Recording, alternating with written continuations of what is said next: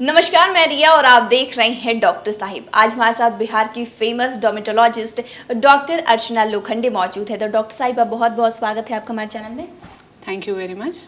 आज बालों से जुड़ी समस्या लेकर हम आपके पास आए हैं, क्योंकि बहुत सारे लोगों की ये समस्या बनती जा रही है, खासकर बालों का झड़ना। पहले लोग कहते थे कि जब लोग ओल्ड एज में जा रहे हैं तो उन्हें ज़्यादा समस्या होती थी, लेकिन आजकल ये कहीं ना कहीं युवाओं को ज़्यादा प्रभावित कर रहा है। तो सबसे पहले कि आजकल बालों का इतना झड़ना क्यों, क्या समस्या आखिर है जो इतना झड़ रहा है बाल? बाल जो हैं वो हर उम्र में गिरते हैं।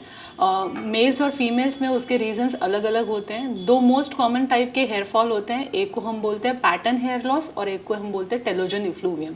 तो पैटर्न हेयर लॉस जो है वो मेल में अलग होता है और फीमेल में अलग होता है। ये मेल में हम इसे एंड्रोजेनेटिक एलोपेशिया बोलते हैं। Alopecia is a hair loss.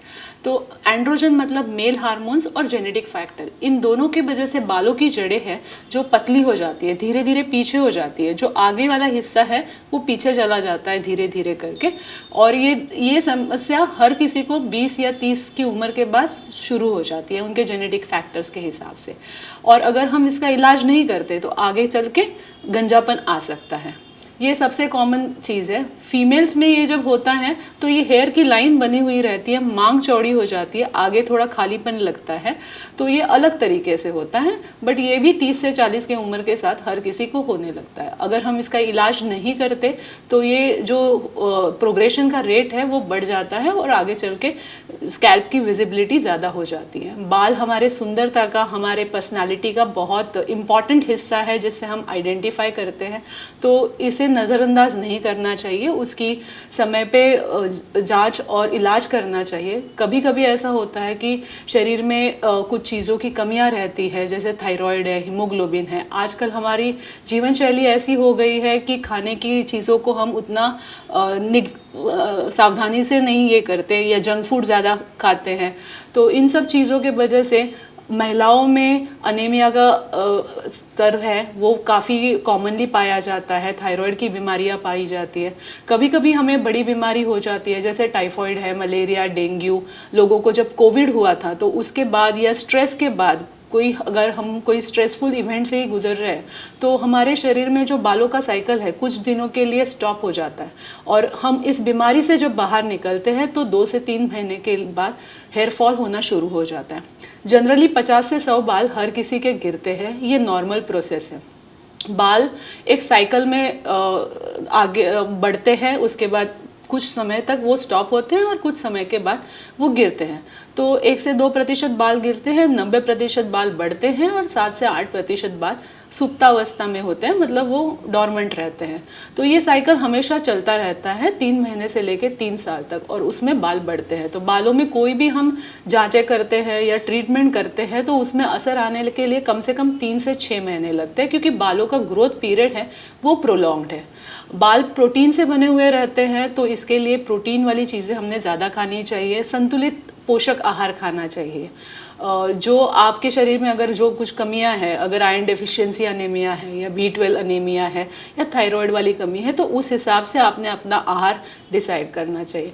कुछ सिंपल सी चीज़ें मैं बताना चाहूँगी जो हम हर किसी को फ़ायदा कर सकते हैं, जो प्रोटीन वाली चीज़ें हैं, जैसे दालें हैं, सोयाबीन है, पनीर है, स्प्राउट्स या अंकुरित चीज़ें हैं, नट्स है, अंडा है, फिश है, चिकन है।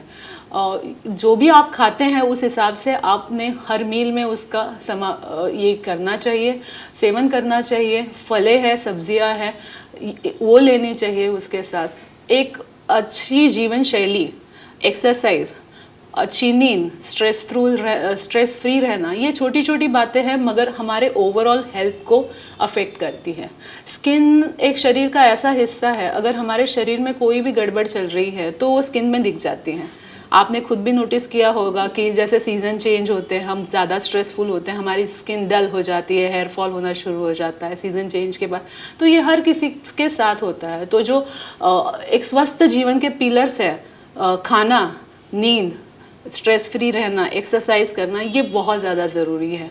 और उसी के साथ आप एक क्वालिफाइड डर्मेटोलॉजिस्ट के पास जाके आपकी समस्या का निदान करवाएंगे, उसकी जांचें करवाएंगे और ट्रीटमेंट लेंगे, तो over a period of time आपको अच्छा रिजल्ट मिल सकता है।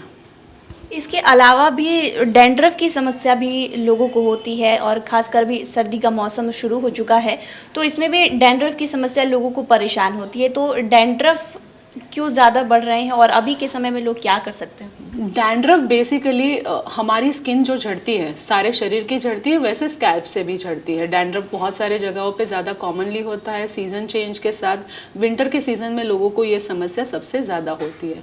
हमारे बालों के साथ ऑयल ग्लैंड्स रहती हैं, वो ऑयल सिक्रीट करती है, जिसके वजह से हेयर की कंडीशनिंग और स्किन की कंडीशनिंग होती है, सॉफ्ट रहती है। कभी कभी वो ज़्यादा ऑयल सिक्रीट करती है, उसके ऊपर फंगस जमा हो जाता है, इसकी वजह से डैंड्रफ की समस्या पैदा होती है। स्कैल्प, कानों का पिछला हिस्सा, नाक के बगल वाला हिस्सा, हमारी आईब्रो, आईलैश, कभी कभी बियर्ड में, अंडर आर्म्स में, ग्रॉइंस में, ये सारे जो एरियाज़ है यहाँ पे डैंड्रफ कॉमनली होता है। तो ये हर किसी की थोड़ी सी जेनेटिक टेंडेंसी रहती है, इसका आपने इलाज करवा लेना चाहिए। और मार्केट में बहुत सारे एंटी डैंड्रफ शैम्पू आते हैं, बट मेडिकेटेड शैम्पू अगर आप प्रेफर करेंगे, आप डॉक्टर से सलाह लेंगे उसका कैसे उपयोग करना है, इस्तेमाल करना है, तो आप उसको बेहतर तरीके से हम ट्रीट करें। बहुत सारी बीमारियां ऐसी होती है, जैसे हार्मोन के वजह से भी डैंड्रफ ज़्यादा होता है। तो हार्मोन्स है, ऑयल ग्लैंड्स है, इसको हम निकाल नहीं सकते, तो कम ज़्यादा बीमारियां होती रहती है। हम इसे कंट्रोल बेहतर तरीके से कर सकते हैं। जैसा कि हम बात कर रहे हैं बालों का झड़ना और डैंड्रफ को लेकर, तो बहुत सारे मार्केट में प्रोडक्ट्स भी आ रहे हैं। शैम्पू को लेकर अगर बात करें तो बहुत सारे शैम्पू ऐसे हैं जो दावा तो करते हैं कि आप यूज़ करेंगे तो डैंड्रफ चला जाएगा और बाल का ग्रोथ भी होगा, बाल झड़ेंगे भी कम। तो फ़ायदा लोगों तो को होता नहीं है, लेकिन तो उसको जड़ से ख़त्म करने के लिए लोग क्या कर सकते हैं? देखिए, डैंड्रफ को मैंने बताया, वैसे हम जड़ से नहीं ख़त्म कर सकते। वो कम ज़्यादा होता है, कंट्रोल में रहता है। फिर से सीज़न चेंज होते हैं, शरीर में बदलाव होते हैं हार्मोन से लेके, या फंगस, ऑयल ग्लैंड ज़्यादा काम करने लगती है, तब ये समस्या बार बार हो सकती है। तो इसीलिए जब हमें समस्या ज़्यादा है तब हमने डॉक्टर के पास जाके सही इलाज करना चाहिए, सही पीरियड के लिए इलाज करना चाहिए, तभी आपको असर हो सकता है। बाकी बालों का झड़ना, जैसे मैंने बताया कि जो इम्पॉर्टेंट चीज़ें हैं, खाना पीना आपका या जो भी स्वस्थ जीवन के लिए इम्पॉर्टेंट चीज़ें, उस पर ध्यान देना चाहिए। शैम्पू जो है वो हर किसी के स्किन का टाइप और बालों का टाइप अलग अलग होता है। किसी के बाल ज़्यादा ऑयली रहते हैं, किसी के बाल ज़्यादा सूखे रहते हैं, तो हमने उस हिसाब से शैम्पू को चुनना चाहिए। शैम्पू एक तरीके का ज़रिया है आपके बालों को क्लीन करने का। हफ्ते में कम से कम 2 बार महिलाओं ने शैम्पू करना चाहिए। आदमी जो है, जिनको अगर ज़्यादा पसीना आता है या बाल छोटे हैं, और रोज़ शैम्पू कर सकते हैं, उसमें भी कोई परेशानी नहीं है। अगर आपके बाल ज़्यादा ड्राई लगते हैं तो आपने थोड़ा सा ऑयलिंग करना चाहिए बाल धोने से पहले, या अगर डैंड्रफ नहीं है तो, मगर अगर डैंड्रफ है तो ऑयलिंग अवॉइड करनी चाहिए, क्योंकि ऑयल आपके शरीर में पहले से ही पैदा हो रहा है ज़्यादा, और अगर आप ऑयलिंग करके रखेंगे तो ज़्यादा परेशानी होती है। तो अगर बाल ज़्यादा सूखे लग रहे हैं तो कंडीशनर का इस्तेमाल करना चाहिए। और अगर आपको लगता है मार्केट के प्रोडक्ट्स से आपको इतना ज़्यादा फ़ायदा नहीं हो रहा है, तो बहुत सारे केमिकल फ्री प्रोडक्ट्स आते हैं जो हम यूज़ कर सकते हैं। तो वो स्किन में कोई भी चीज़ जो है एक इंसान को सूट करती है, वो दूसरे इंसान को नहीं सूट करती। मगर हमारे ऊपर सोशल मीडिया या बोले मार्केटिंग का इतना ज़्यादा प्रभाव होता है कि वो चीज़ें जो हमें बताते हैं हमें बहुत अपीलिंग लगती है, हम बाय करते हैं, और कभी कभी हमें प्रोडक्ट सूट नहीं करता। तो अगर ऐसी समस्या होती है या किसी चीज़ से एलर्जी होती है तो आपने ज़रूर डॉक्टर का परामर्श लेना चाहिए।